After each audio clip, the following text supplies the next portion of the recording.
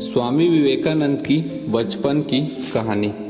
स्वामी विवेकानंद जी की बचपन की कहानियां न केवल मनोरंजक है बल्कि वे यह भी दिखाती है कि उनमें बचपन से ही अद्भुत बुद्धिमत्ता, साहस और आध्यात्मिक झुकाव था। बचपन में उन्हें प्यार से नरेंद्र बुलाया जाता था। यहाँ उनके बचपन के कुछ सबसे प्रसिद्ध और प्रेरणादायक किस्से दिए गए हैं। भूत का डर और नरेंद्र का साहस। नरेंद्र के घर के पास एक बड़ा पेड़ था जिस पर उनके दोस्त अक्सर खेला करते थे। एक दिन एक बुजुर्ग ने बच्चों को वहां खेलने से रोकने के लिए डराते हुए कहा, इस पेड़ पर एक ब्रह्म राक्षस भूत रहता है। जो भी इस पेड़ पर चढ़ता है वह उसकी गर्दन तोड़ देता है। बाकी बच्चे डर गए, लेकिन नरेंद्र पर इसका कोई असर नहीं हुआ। बुजुर्ग के जाने के बाद नरेंद्र सीधे पेड़ पर चढ़ गए।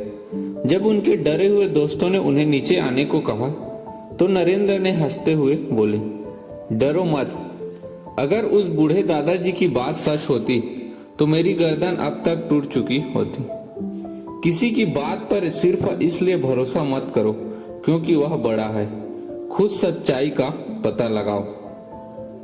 दूसरा, ध्यान मेडिटेशन का खेल। बचपन में नरेंद्र को राजा रानी या चोर सिपाही के खेल से ज्यादा ध्यान लगाने का खेल पसंद था। वे अपने दोस्तों के साथ भगवान शिव की मूर्ति के सामने आंखें बंद करके बैठ जाते थे और प्रतियोगिता करते थे कि कौन सबसे देर तक बिना हिले डुले बैठ सकता है। एक दिन जब सारे बच्चे आंखें बंद करके ध्यान का खेल खेल रहे थे, तभी वहां एक बड़ा काला नाग कोबरा आ गया।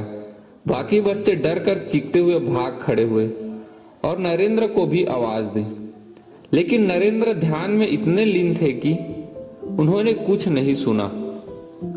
सांप उनके पास आया, कुछ देर रुका और चुपचाप चला गया। जब नरेंद्र ने आंखें खोली तो उन्होंने कहा, मुझे तो कुछ पता ही नहीं चला। मैं तो ईश्वर के आनंद में डूबा हुआ था।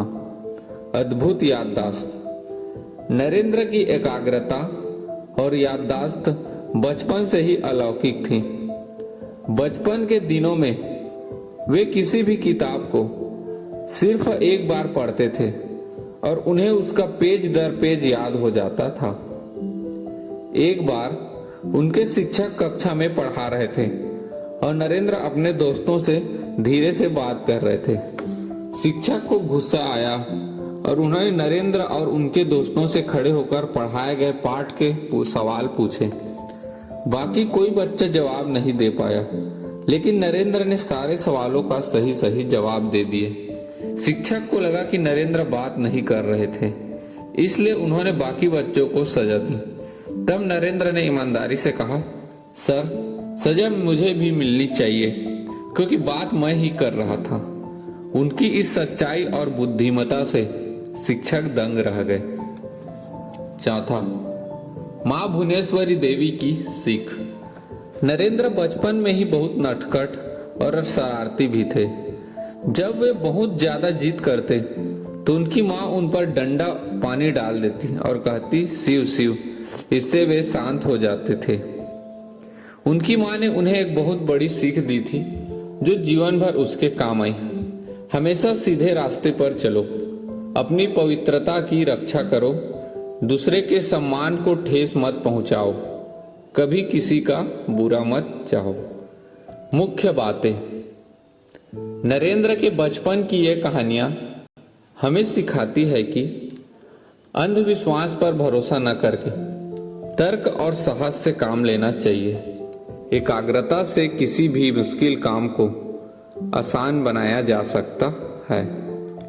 चाहे परिस्थिति जो भी हो, हमेशा सत्य और ईमानदारी का साथ देना चाहिए। हर हर महादेव।